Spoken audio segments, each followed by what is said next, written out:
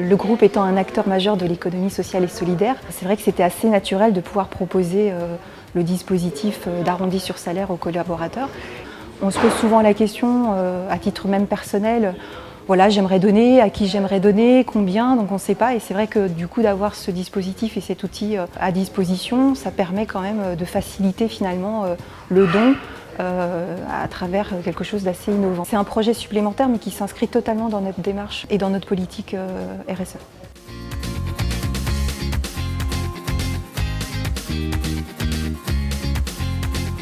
Alors l'accueil a été vraiment enthousiaste. C'est vrai qu'on se rend compte après 2 mois de mise en place, puisque ça a été lancé en septembre 2015. On a déjà 40% des collaborateurs qui participent, donc ça a l'air d'être un bon chiffre, donc on est content. Et c'est vrai que tout ça a été possible parce qu'il y a quand même une communication interne assez poussée, puisque le DRH de la zone France en a parlé en comité de direction, en a parlé aux représentants du personnel, donc il y a eu toute une démarche en fait, d'information interne, même au niveau des directions. Et puis ensuite, on a aussi impliqué les collaborateurs puisqu'on a permis en fait, aux collaborateurs de choisir des associations. Donc sur les 4 associations qu'on peut choisir actuellement, il y en a 2 qui étaient d'emblée présentes puisque nous avons une fondation au niveau du groupe, donc c'était une association bénéficiaire. Nous avons un partenariat également avec Action contre la faim. Et l'idée, c'était de pouvoir laisser les 2 autres associations au choix des salariés. Et sur un panel finalement de 5 associations, il y en a 2 qui ont été mises au vote début juillet.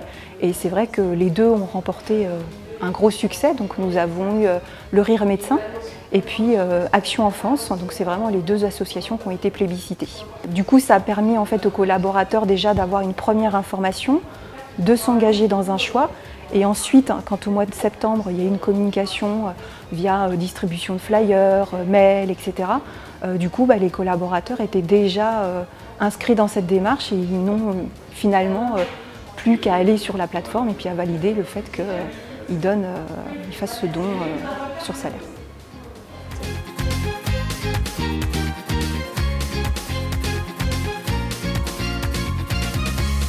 Alors le conseil principal, c'est quand même d'en faire un vrai projet d'entreprise.